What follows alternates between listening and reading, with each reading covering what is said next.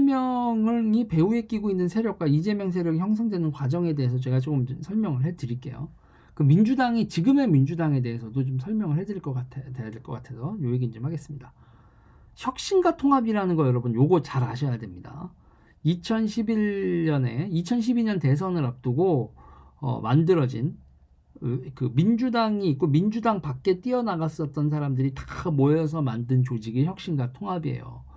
이때 뭣도 없으면서 조직적 역량도 없고 뭐 정치적인 역량도 없고 뭣도 없으면서 나댄 게 유시민이 이제 국민 참여당이라는 거 만들어서 친노의 그룹이 하나 만들었지만 그건 여러분 촛도 아니고요.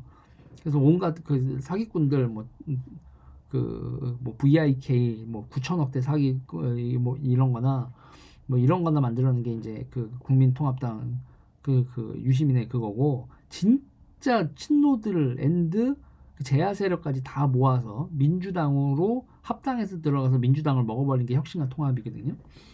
그 누가 뭐래도 이해찬이 만든 겁니다. 이해찬이 만든 거예요. 그때 이해찬하고 뭐 유시민하고 다 정동영 꼴 보기 싫다, 뭐 꼴 보기 싫다 그래서 탈당했다가 2008년 그 민주당 총선에서 박살이 났었거든요. 그 이해찬하고 친노들이 다 당을 떠나서 그래요. 친노들이 다 민주당을 떠나니까 그러니까는 선거에서 이길 수가 있나? 80석 나오고 막 이러죠. 정동영은 그냥 가볍게 박살이 나게 지고. 그러니까 이명박이 대통령 되는 것보다 정동영이 선전하는 게 더 꼴보기 싫었거든. 친노들은 그렇게 민주당 내분이 심했습니다. 어머 이게 남 얘기가 아니네. 요새 보수 꼬라지 보면 보수도 그런 것 같지? 자, 그래서 여러분 이건 이렇게 썰을 계속 풀 텐데 이거에 대해서 제가 더 구체적인 얘기를 할게요. 그때 이제 이해찬이 만든 조직이고 이 대장은 이해찬이에요. 그리고 문재인은 대선 주자일 뿐입니다. 대선 주자가 곧 대장이 아니에요, 여러분. 그러니까 문재인은 대선 주자로 옹립된 거지 조직 구성의 실무자이자 권력자는 이해찬이었어요. 혁신과 통합은.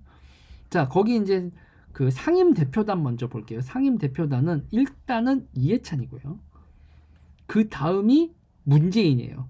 아유, 지금은 참 사람 꼬라지가 우스워진 지금 보수 분들이 아주 좋아하는 최고로 좋아하는 민주당 정치인이에요. 김두관이라고. 왜 좋아하는 줄 아세요? 부정선거론 얘기하거든요. 내가 부정선거 때문에 떨어졌어라고 얘기하고 있는. 그래서 보수 분들이 저놈은 왼쪽에 있는 놈이지만 인정해줘야 돼라고 하는 저번 선거 낙선하고 부정선거 주장하는 김두관 센세. 이해찬, 문재인, 김두관. 아우 그때는 위상 높았어. 10년 전엔, 14년 전엔. 그 다음에 문성근, 그 다음에 이용선, 남윤인순. 하나, 둘, 셋, 넷, 다섯, 여섯. 이 6명이 상임 대표단이에요. 상임 대표단. 상임 대표단인데 여기서 보면 이름 뭐 다 알겠죠. 이해찬도 알겠고 문재인도 알겠고 김두관도 알겠고 문성근도 알겠고 남윤인순까지 알겠어. 그러면 이용선은 누구냐? 그래서 제가 여기서 포인트가 이용선이에요. 우리민족 서로돕기운동본부 대표입니다. 우리민족 서로돕기운동 대표 이용선. 혁신과 통합의 이용선이 되게 중요한 포인트가 뭐냐면 통일운동 세력이 제도권으로 들어온 사건이에요. 무슨 얘기인지 알겠어요, 여러분? 이해찬, 문재인, 김두관, 이용선, 남윤인순에서 키워드가 지금 남윤인순으로 여러분 6개를 끌어들였고요. 그리고 이용선으로 통일운동 그 통일 세력을 끌어들였습니다. 통일 세력 하면 여러분 우리가 주사 이렇게 부르죠. 주사 내지는 비주사가 뭐 그렇게 모르겠는데 아무튼 평화운동 통일운동 세력을 민주당이 제도권 내로 끌어들이는 사건이 바로 이 혁신과 통합입니다. 그래서 여기서 주목해야 돼. 우리가 다 이해찬, 문재인, 김두관, 문성근만 보이지만 실제로 민주당이 제야운동권 세력의 진짜 그 찐 패미로 여러분 쪽수 어마어마하게 확보하는 거죠. 이걸 이렇게 통일 세력과 이렇게 끌어들였다. 여기서 이제 제가 이 통일 세력을 끌어오면서 멤버들을 보면 여러분들 잘 이름을 못 들으셨던 분들이에요. 이창복, 이승환, 황인성, 이병호, 한충목 이런 분들이 들어오는데 이 한충목 대표가 정말 중요합니다. 이 혁신과 통합에서. 왜냐하면 한국진보연대 공동대표거든요. 그래서 진보연대가 들어옵니다. 와우. 그 민주당에는 여러분, 민주당은 기본적으로 전라도 난닝구 아저씨들, 슬리퍼 아저씨들이 위주가 돼 있었던 정당이에요. 그게 헤게모니 세력이었는데 그거에 이제 이제 전라도 슬래빠의 상징이 이제 그 정동영이 된 거고, 그리고 이제 정세균, 정동영 뭐 이런 세력들이 그 동교동 세력을 인수인계 받으면서 하나의 큰 그룹을 만들면서 이제 그냥 튕겨져 나와버린 거거든요. 친노가. 그런데 그 전라도의 그 전라도 자민당이 된 그 민주당에 지금 친노들이 합수하면서 경상도와 수도권 선거를, 그러니까 수도권 선거하고 경상도 선거를 친노 없이 할 수가 없는 상황이 있었거든요. 근데 그 친노들이 요번에는, 그러니까 유시민이 2010년 그 지방선거에서 경기도에서 떨어지면서 국민 참여당은 이미 정치 생명이 끝나버리게 되고요. 그 뒤에 야야야 비켜라 그러면서 이해찬이 이렇게 제야 세력에서 통일 세력을 끌어들여서 민주당으로 데려오게 되는 사태가 벌어지고, 이때 통일 세력들이 민주당에 의해서 이 그 상징적인 걸로 또 이때 당대표를 누구 시킵니까? 이렇게 혁신과 통합파와 그 다음에 기존 민주당파가 있는데, 그때 손학규라든지 이런 파들을 다 제끼고 당대표가 누가 당선되죠? 들어오자마자 한명숙이 되죠. 통역당 사건 박성준의 부인, 박성준 선생은 재심 청구에서 무죄 판결 받았어요. 와, 지금 여러분 역사가 지금 대한민국 역사가 이상하게 다시 쓰여지고 있어요. 결국은 시뻘건 사람들의 승리하는 역사로 지금 하고 김재규 재심까지 들어가는 황당한 일이 벌어지고 있는 건데, 그래서 여기서 뭐냐면 한국진보연대 공동대표까지 해서 통일운동 세력이 혁신과 통합으로 집결해서 통일운동의 제도권 내 진입의 창구가 민주당이 됩니다. 여기까지는 좋은데 통진당이 망하면서 민주당이 진짜 쓰나미처럼 얘네들이 몰려 들어오는 게, 그거 막으려고 지랄하다가 쫓겨난 게 저거. 박세현님 감사합니다. 이게 이렇게 되는 거예요. 근데 총일 세력을 끌어들인 이해찬의 실무자가 누구냐면 여러분, 김현우, 조그만 의원 있죠? 그 이재명하고 사진 찍을 때 그 최민희 의원은 저기 뒤에 있는데 바로 옆에, 이재명 바로 옆에 김현 의원이 앉아 있는 게, 김현 의원이 여러분 서열이 되게 높은 겁니다. 민주당에서. 이 통일 세력들 한 명 한 명 선배님들 후배들아 그러면서 이 통일 세력을, 이해찬의 측근 김현은 통일 세력을 상징하는 실무자예요. 간사 같은 역할입니다. 그거를 잘 모르시더라고요. 그래서 이재명 옆에 김현 의원 있고, 그 사람들이 김현 의원이 꽤 서열이 높은 거를 잘 이해를 못 하는데, 이 혁신과 통합의 통일 부분 간사 역할을 했다라고 하면은, 통일운동 부분 간사 역할을 했다라고 하면 이해가 팍 되고, 이해찬 직계예요. 이해찬 직계. 박세현님 감사합니다. 그래서 최민희 의원은 아무리 이걸 하고 있어요. 언론에 많이 나오고 그래도 저기 뒤에 한 세 번째 줄에 앉아 있고 그렇죠.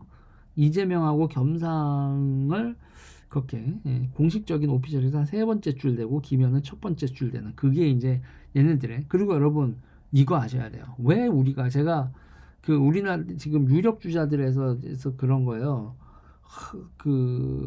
제가 그러냐면, 쟤네들은요 여러분 권력 서열 1위, 2위, 3위, 4위 이렇게 쭉 하죠. 민주당은요 정치의 본질이 여러분 서열 정리라는 걸 알고 있어요. 서열 정리라는 걸 알고, 서열 정리, 역할 분담, 그리고 역할 분장하고 자기가 할 일들을 명확히 나눠주는 거, 이거거든요. 여기 보수 정치인들 그리고 정치 신인들은 이 서열 정리에 대해서 너무 몰라요. 그래서 제가 요번에 의료 쪽이나 이렇게 쭉 보거나, 요번에 정치에 그래서 한동훈 대표나 이런 분들 나왔을 때도 너무 리버럴들의 가장 큰 문제, 그러니까 리버럴한 분들이 그때 그 소비에트 혁명 과정이나 이런 데에서도 이 소비에트 애들한테 되는 건, 소비에트 애들은 자기네들 당내 정판에 서열을 1위, 2위, 3위, 4위부터 딱 정리해서, 정치가 기본적으로 정글에서의 서열 정리라는 걸 알고 그 서열 정리를 확실히 해둔 다음에 확 밀고 들어가는 그거란 말이에요. 근데 여기는 그냥 한 인물에 따라서 다 측근, 내가 측근이다, 내가 측근이다. 근데 측근들 서열이 어떻게 되는지도 명확히 구분을 못해요. 윤석열 대통령도 그래서 명태균의 서열은 메디였었던 거고, 뭐 이철규의 서열은 메디였었던 거고, 뭐 장제원의 서열은 메디였었던 거, 이런 게 명확하지 않고, 그리고 이게 대통령의 기분 따라서가 아니라 자기 내부에서 어느 질서가 있어야 되는데, 그냥 대통령의 기분 따라서 휙휙휙 바꾸니까 정치적으로 우르르 무너지는 거죠. 자, 제가 지금 얘기를 하면서 이 통일운동 세력 얘기하면서 쟤네들이 얼마나 무서운 애들이고 정치의 본질이 서열 정리가 기본이다라는 걸 철저히 아는 애들이라는 거를 제가 얘기를 해드리는 거예요. 그리고 서열을 지네들은 명확히 알고 있는데 세상 밖에는 우리가 보기에는 최민희가 김현보다 서열이 높은 거로 보이잖아요. 절대 안 그래요. 네. 자, 뭐 이런 겁니다. 자, 그러면서 이제 단체들 한번 볼까요? 단체, 혁신과 통합에 가입한 단체들 보면 6.15 공동선언 실천 남측위원회, 한국진보연대 조금 전에 얘기했고, 시민평화포럼 얘기했어요. 그리고 통일농수산사업단, 이런 게 있어요. 통일농수산사업단, 이런 게 있더라고. 그래서 내가, 와, 구석구석 진짜 많다. 혁신과 통합에 합류한 통일 그룹들이 이런 그룹들입니다. 그리고 혁신과 통합의 운영위원을 보면 김경수, 이호철, 그리고 박용진이 있어요. 조금 전에 있었던 박용진 의원 PD 쪽, 그러면서 저쪽 그때 그 진보신당 이쪽인데, 박용진 의원은 진보신당에 있다가 정의당으로 합류하지 않고 민주당의 혁신과 통합으로 와서 국회의원이 됐고, 진보신당 쪽은 정의당으로 간 사람들은 심상정, 노회찬 개고생한 거고, 이렇게 되는 거고. 그래서 이제 이 혁신과 통합에서 타이틀을 달고 있었던 사람들이 그거예요. 거의 제도권으로 들어오는데, 통일운동 분들은 제도권에는 안 들어오지만 여러분 뭐를 하겠어요. 영향력이 엄청나게 강화되고 지방 정부나 이런 데에서 이분들이 지나가면서 여러 가지 뭐 지방의 사업이나 이런 거에 영향력을 다 행사하고 가게 되죠. 그래서 이제 혁신과 통합은요, 그렇게 들어온 다음에 동교동계 호남 세력들, 동교동계가 얼마 남진 않았지만, 동교동계는 또 일단 원래 동교동계를 밀어내려고 호남 세력 안에서 싸움이 붙어요. 그래서 그거를 일명 정풍운동이라고 하거든요. 정동영이 주도했어요. 저도 호남이고, 그런데 호남이 민주당의 주인이긴 한데요. 선배님들 이제는 김대중 대통령도 퇴진을 하셨고 이제 뒤로 물러나 주십시오라고 벌어지죠. 그때 동교동계 좌장 권노감을 들이받았어요. 정동영이 권노감 들이받을 때 권노갑과 그 동교동계 쪽 사람들을 치려고 뭐를 쳤죠? 그때 파큐브를 친 거예요. 파큐브. 분당 파큐브 사건을 그러니까 부동산 사건하고요, 여러분, 대한민국 정치 투쟁은 다 관련이 있거든요.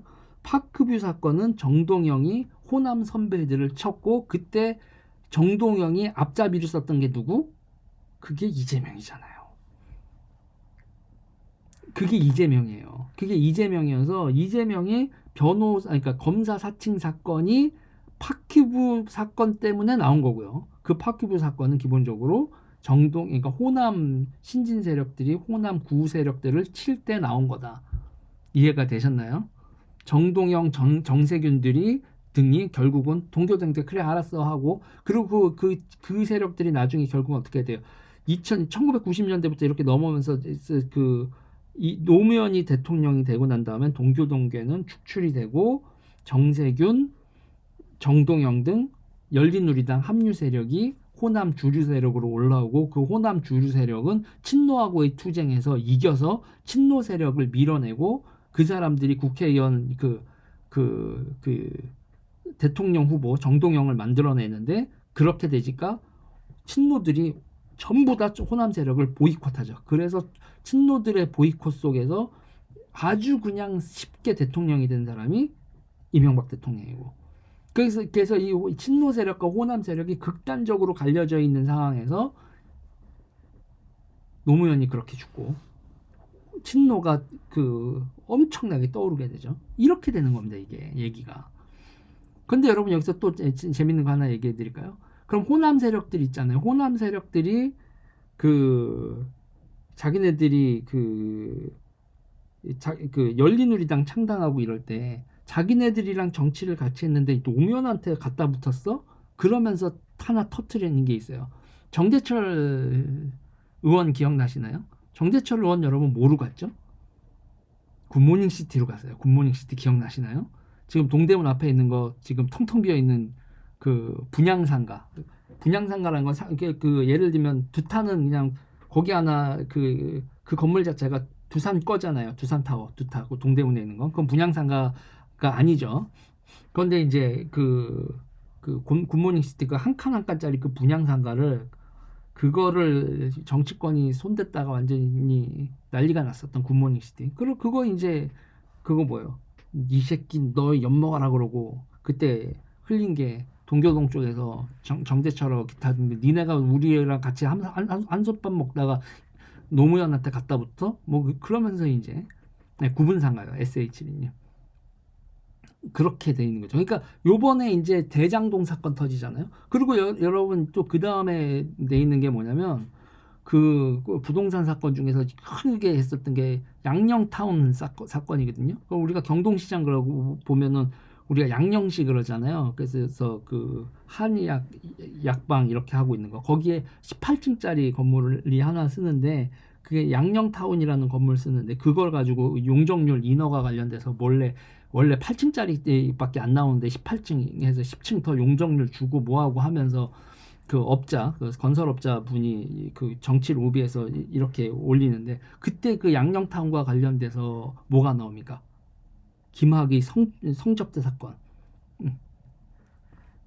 그 성접대 사건이 거기서 나오는 거예요. 그 업자에서.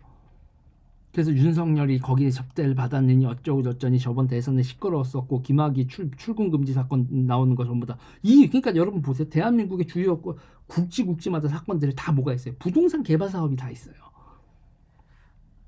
부동산 개발 사업이 다 끼어 있죠. 분당 파크뷰, 뭐 LCT, 대장동, 굿모닝 시티, 양령타운, LCT 했나? 반복했나? 뭐 그리고 뭐 이런 거 있잖아요. 네. 그러니까 김학의 출금 때 불법 영장인데요. 그 김학의가 수사가 대상이 되는 게 성접대 사건 아닙니까? 그 성접대 사건이라는 게 자체가 그 양령타운 그 개발업자한테 받은 성접대 사건 그게 불법 영장으로 나중에 근데 그게 본질이 아니라니까요. 선조는 LCT가 아니죠. LCT가 한참 뒤에죠. 지금 여러분 시대 순서를 보세요. 여러분 그러니까 대한민국에서 제가 얘기하는 거예요. 대한민국에 땅이 1층짜리가 땅이 있는데 그 땅에다가 공중에다가 건물을 몇 층짜리까지 지어줄 수 있느냐의 권한을 정치인들이 인허가권을 가지고 있고 그 인허가권 장사가 한국 정치인들 돈 헤쳐먹는 거에 핵심이라니까요. 대장동. 아니 녹지였던 땅에다가 녹지여서 5층밖에 건물을 5층인가 4층인가 그 식품연구원짜리 그게 백현동이고 녹지를 풀어서 조닝을 바꿔서 아파트를 쭉쭉 올릴 수 있게 그게 대장동이고 네. 네. 이게 여러분 지금 그리고 이거 거슬러 올라가면 어떻게 돼요? 우리나라에서 그린벨트 해제하고 도시 개발한 첫 번째 사건이 뭐예요? 독재 정권이라고 그렇게 난리는 군사 정권에서는 여러분 그린벨트 지금 그린벨트 여러분 그거 해제해서 신도시 건설하는 게 이게 민주화입니다. 대한민국에서 아파트 공화국 만든 게 첫 번째가 수서예요. 수서지구 사건 한보 아닙니까? 한보 정대수 회장이 얘기했던 수서지구 그러면서 그때 수서지구 얘기하고 나오고 그때 또 이제 대출 수수료 받았잖아요. 대출을 알선해주고 뭐 몇 퍼센트 그때 이제 유명한 내용이 나오지 않습니까? 나는 깃털이고 몸통은 따로 있다. 지금 대한민국의 이 모든 게 여러분 지금 옆으로 좀 센 것 같은데 그때 그래서 혁신과 통합으로 다시 넘어올게요. 옆으로 오지게 됐네. 여야가 따로 없죠. 리뷰리 누리님. 그래서 저는 이 공중권 그래서 이번에 오세훈 시장 제가 되게 많이 칭찬한 게 공중권에 대해서 그거를 공개 시장으로 이렇게 한다. 그건 맞다. 공개 시장으로 만들고 차라리 세금을 걷는 게 낫지. 뭐 기부채나 뭐 어쩌고 저쩌고 막 이렇게 하면서 뒤로 뭐 하니 저쩌니 하면서 양아치 짓 하는 거 해야 된다. 그 홍 뭐였었는데 기톨론 그거 그 상도동 막내 미키노님 감사합니다. 자 그래서 혁신과 통합에 그 동교동계 호남 세력이 축출되고 그 혁신과 통합이 민주당으로 들어오자마자 동교동계를 축출하잖아요. 그래서 호남 세력하고 다시 싸운다니까. 호남 세력과 이 친노는 호남 세력과 친노는 2007년에 갈라졌다가 2012년에 친노들이 세력을 더 불려와서 호남 세력하고 꽝 부딪히는데 호남 세력한테 진다라는 걸 쟤네들이 알았잖아요. 그러니까 이해찬이 그때 대통령 후보 나와서 자기가 잽도 안 된다는 걸 안 다음에 이해찬이 탈당을 한 다음에 문재인 영입하고 그 다음에 통일 세력 그리고 여성계까지 끌어들여서 민주당에 들어온 겁니다. 다시 한번 묻자요. 호남 세력, 야 호남 다시 한번 묻자. 미키 누나 감사해요. 그리고 리뷰 누리님 감사합니다. 이게 민주당의 권력 투쟁의 2라운드입니다. 그리고 2012년 총선에서 그러면서 그 통일 세력 때문에 쟤네들 안배를 해주잖아요. 민주당이 그 통진당하고 협의를 해서 지역구를 전라도에서도 양보를 하고 뭐 이런 선거 공조를 하잖아요. 그게 이 동맹 때문에 벌어진 거고 그게 호남 쪽이 권력을 장악했다면 당권을 장악했다면 절대로 이 통일운동하는 애들을 하고 겸상 안 합니다. 어디서 저것들이 겸상을 해. 이렇게 되는데 그 겸상을 하게 해준 게 당대표 선거에서 한명숙이 이기고 당권과 공천권을 그렇게 가져가서 걔네들이 그렇게 통일 세력을 배려하면서 통진당하고 같이 가죠. 그리고 외곽에서는 유시민이도 그쪽에서 통진당에 합류를 하면서 계속 또 친노 찌끄러기 왔다 갔다 하고 그리고 그러니까 여러분 직접 박성준 교수가 통역당 박성준이 나올 수 없고 신영복 박성준이 나올 수 없으니 그 대리인으로 한명숙이 나와서 이 통일 세력들이 제도권 진입을 해준 거죠.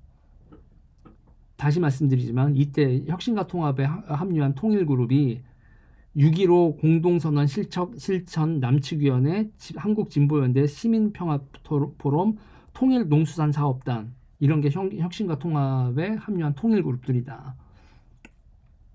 그리고 아까 인물들은 이렇게 얘기를 했었고요. 그러고 나서 바로 온 다음에 이렇게 하죠. 그리고 이제 이 상황에서도 문제는 문재인은 이해찬의 바지 사장인데 문재인이 이거를 받아들이기 싫어서 나중에 또 분열을 해요. 그리고 이제 이해찬 그리고 여기서 또 보면 그 전에 한번 보면 그 전에 보면 이게 또 호남 세력하고 꽝 부딪히잖아요. 그게 2015년 당대표 선거인데 그때 그러니까 호남 세력이 이걸 상징하는 건 박지원이고 친노 세력을 상징하는 건 이해찬이고 이해찬 대 박지원이 붙는데 양쪽이 대선 주자 한 명씩을 끼고 있죠. 이해찬이 끼고 있었던 대선 주자가 문재인이고 박지원이 끼고 있었던 대선 주자가 안철수인 거예요. 그래서 있잖아요. 그래서 2012년에 통일 세력을 끌어들여가지고 들인 애들한테 2012년 총선을 앞두고 당권을 넘겨준 호남 세력이 반격을 하기 위해서 야 2012년 총선도 지고 대선도 졌어. 니네 책임지고 물러나고 우리가 장악할게. 그런데 세력이 딸려서 안철수랑 동맹을 맺고 새정치 민주연합 이렇게 해서 안철수를 끌어들여서 양쪽의 균형을 맞추려고 한 거죠. 그렇게 해서 호남 세력과 안철수 동맹과 친노와 통일 세력 여성계 집결 이게 빵 하고 부딪혔는데 진짜 간발의 차이로 문재인이 박지원을 이기죠. 그러고 이제 저쪽으로 갑니다. 그러고 나서 이제 당권을 장악하고 난 다음에 문재인이 당대표가 되고 난 다음에 이해찬의 간섭이 너무 심해. 이해찬의 간섭이 너무 심하고 이해찬과 함께 들어오는 이 주사파 세력에 대해서 문재인이 여러분 주사파 세력에 대해서 끌려는 가면서도 그렇게 끌려가고 싶지 않았다니까요. 이 와중에 문재인이 이해찬을 잡기 위해서 어떤 일을 하냐. 그러니까 이해찬의 간섭을 뿌리치기 위해서 문재인이 승부수를 던져요. 그 승부수가 뭐냐면 자기가 당대표를 관둬요. 문재인이 당대표를 관두면서 누구를 영입하는 줄 아세요? 그러니까 그때 이제 호남 세력들이 이제 막 탈당하고 막 2016년에 네, 국민의당으로 나가버리잖아요. 그리고 총선에서 누가 봐도 문재인이 졌다. 문재인은 이제 다시 갈렸잖아요. 친노 세력하고 호남 세력이 다시 갈려서 그때 호남 홀대론 나오고 안철수 바람 일으키고 그러면서 호남에서 민주당이 전멸 나온다는 결론이 나오니까 이거는 문재인은 여기서 끝났다. 이런 식으로 돼 있는데 문재인이 승부수를 던집니다. 내가 당대표에서 사직을 하고요. 그러면서 영입을 합니다라고 김종인을 비대위원장으로 영입을 해요. 그리고 김종인이 비대위원장으로 영입되자마자 제일 먼저 한 게 뭔지 아세요? 이해찬 공천 배제예요. 이해찬 공천 배제를 해버린다고요. 그러니까 문재인이 직접 이해찬을 하면 난리가 나니까 김종인 시켜서 날려버리거든요. 그때 문재인이 이해찬을 칠때 확실히 그 이해찬하고 그 김종인을 중심으로 권력 그룹을 만들어주는 게 박영선, 손혜원, 김종인 요런 신주주 신 그거. 그래서 김종인한테 힘을 올빵 실어주면서 이해찬만 제거해 주십시오 이렇게 되는 거란 말이에요. 그런데 문제는 말이죠. 이해찬이 이렇게 당하고 가만히 있을 인간이 아니죠. 그래서 이해찬은 그러거나 말거나였어요. 그리고 나서 이제 탄핵 사태가 벌어지잖아요. 탄핵 사태가 벌어졌을 때 그때 어떤 사태가 벌어지냐?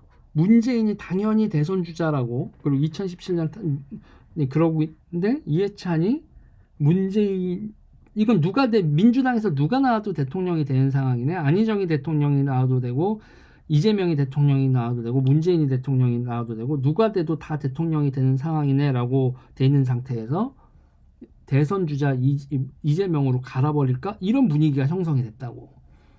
근데 이해찬이 그때는 그냥 판을 이렇게 보고 이재명하고 동맹을 맺은 상태는 아니고 판을 보고 있었어요. 이재명이 쭉쭉 크네 이 새끼 이렇게. 그런데 이제 이해찬이 계속 보다가 못 참고 나온 게 2018년 당대표 선거예요. 2018년 당대표 선거에서 안 되겠다. 2020년 총선하고 기타 등등해서 문재인이 하도 근데 야 째져. 권력은 내가 잡는다. 그래서 중국은 문재인을 대통령 취급을 안 해요. 이해찬을 대통령 취급을 하지. 그러면서 권력은 2018년 당대표 선거에서 이해찬이 가져가면서 사실상 대한민국의 통치자는 문재인이 아니라 이해찬이 된단 말이에요. 2018년 여름 당대표 선거 그리고 그때 이해찬이 픽한 다음 대선 주자는 이재명이에요. 그리고 그때 이 친노 세력들을 다시 여기서 혁신과 통합이 다시 갈라지잖아요. 혁신과 통합이 갈라질 때 거기서 그 친노 그룹을 완전히 고립시킨 게 결국 뭐겠어요? 통일 그룹이지. 혁신과 통합 내에 통일 그룹이 중심이 돼서 친노 세력, 친문 세력을 밟아버립니다. 그러면서 주사파 세력이 이 통일 그룹이 민주당 최대 세력이 되는 사태가 벌어지는 거예요. 그때 이제 제가 이제 경기도 농수산진흥원 원장을 누가 했냐? 강의원 씨가 있었어요. 강의원 씨가 있었는데 그때 여러분 다들 잘 지금 강의원 씨가 지금 민주혁신그룹 그거잖아요. 민주당 혁신 뭐 어쩌고저쩌고 하면서 그거 하면서 개딸들 대장 아닙니까? 강의원이 여러분 경기도 농수산진흥원이라고 했죠. 그리고 여기서 아까 뭐라고 했어요? 통일농수산사업단 이런 게 통일농수산사업단 뭐 그러면 여러분 이런 게 실체가 잘 안 나와요. 옛날에 뭐 통일농수산사업단이 있었고 뭐가 있는데 그렇게 큰 조직이라고 보이진 않는단 말이에요. 그런데 경기도 농수산진흥원 원장 할 때 이 경기도 안에 있는 이런 농수산 이쪽이 결국은 뭐를 지원을 하겠어요? 주사파 그룹이 통일농업운동하는 주사파 그룹 그거를 지원하는 거를 하는 역할을 하죠. 그러니까 이게 얘네들 일거수일투족은 전부 다 조직적이고 권력 서열이 있고 이런 식입니다. 그리고 이제 이해찬과 통일 세력이 문재인 세력과 비통일 세력, 혁신과 통합 내 비통일 세력을 완전히 축출한 게 요번에 2024년 총선이었던 거예요. 문재인 세력, 뭐 윤영찬이라든지 이런 분들 싸그리 작살이 나죠. 그리고 이제 박용진 같은 사람들 배제가 되죠. 그렇게 되는 거예요. 그리고 그러니까 문재인과 친문 그룹은 주사파 앤드 통일운동 그룹에게 우호대정처럼 굴다가 다 털려버리고 주도권을 완전히 내준 거예요. 주사파 그룹에게. 친노 그룹이 주사파 그룹, 여러분 친노는 주사파 아닙니다. 근데 그 친노 애들 우호대중이 정치 잘 모르고 그냥 어중이 뚜중이 같이 굴다가 그냥 다 털린 거예요. 이 와중에 이호철이나 김경수는 찐 주사파죠. 그러면서 이호철은 부산의 왕처럼 군림하고 있고, 김경수는 결국 NL 회귀하면서 통일 세력하고 관계를 나쁘지 않게 가져가고 있고, 저는 문재인은 김경수를 컨트롤할 수 있는 그런 정도의 인물 못 된다고 봐요. 김경수 되게 야근 인간입니다. 지금은 이제 가면 갈수록 이해찬 쪽으로 갈 거고, 뭐 이재명 쪽으로 갈 거라고 봐요. 저는 요번에 뭐 독립해서 뭐 하려고 하니 몇 번 시도가 있었는데, 조국 혁신당이나 뭐나 그 나이브한 친문 우상 숭배자들 가지고 이 조직화된 주사파 그룹, 통일 그룹 상대 못 합니다. 그리고 임종석, 우상호 같은 사람들은 이 통일 그룹들이 진짜 가난하고 힘들던 시절에 그 조직으로부터 나와서 30대에 그냥 자기 본진 버리고 운동 버리고 민주당에 와서 국회의원하고 오랫동안 정계에 있었죠. 이미 현실에 물든 거예요. 타협점도 많고, 뭐 여기 재벌들하고도 잘 지내고, 뭐 인허가권 관련돼서도 말들 많고, 뭐 이렇게 되는 건데, 현실 정치에 타협점이 많았던 과거 아주 옛날 한 30년 전에 자기들 동료였었던 그 조직을 버리고 갔었던 사람들, 그 임종석과 우상호 등이 떠나왔던 그 본진이 지금 민주당에 들어와서, 야 상호야, 종석아, 니들도 가라, 이제 우리가 정치할 차례다, 이렇게 돼버리는 겁니다. 그래서 최종적으로 민주당 헤게모니를 장악한 게 통일그룹과 이해찬 그리고 이재명이에요, 현재. 그리고 이들이 자기네들 색깔을 숨기기 위해서 전면에 내세운 게 개딸들이고, 이 사람들의 빨간 농도는 말이죠, 김대중, 문재인하고 비교할 수 없을 정도로 찐 새빨간 인간들입니다. 그리고 이 사람들을 상대하는 대비책 보수가 있나? 그래서 보면서 이 권력서열 정리하고 완전히 똘똘 뭉친 권력 집단으로 돼서 하나의 그 덩어리로 이렇게 하는 애들, 그거 지금 이렇게 상대해서는 쉽지 않다. 그래서 뭐 저는 쟤네들 상대하는 방법은 그래도, 제가 보수 쪽에서는 스스로 좀 이렇게 말하면 좀 부끄럽긴 한데, 내가 제일 전문가인 것 같다, 뭐 이런 생각을 하고, 그리고 쟤들 이길 수 있는데 보수분들이 지금 전략적인 거나 전술적인 행동을, 정치적 전술 행동을 이렇게까지 안 하고 막무가내로 꼬라박아가지고 얘네들 절대 이길 수 없다, 뭐 이런 얘기를 드리면서, 그래도 어쨌든 전 최선을 다 해보겠습니다. 이거 재밌지 않아요, 여러분? 이 얘기 여기까지 할게요.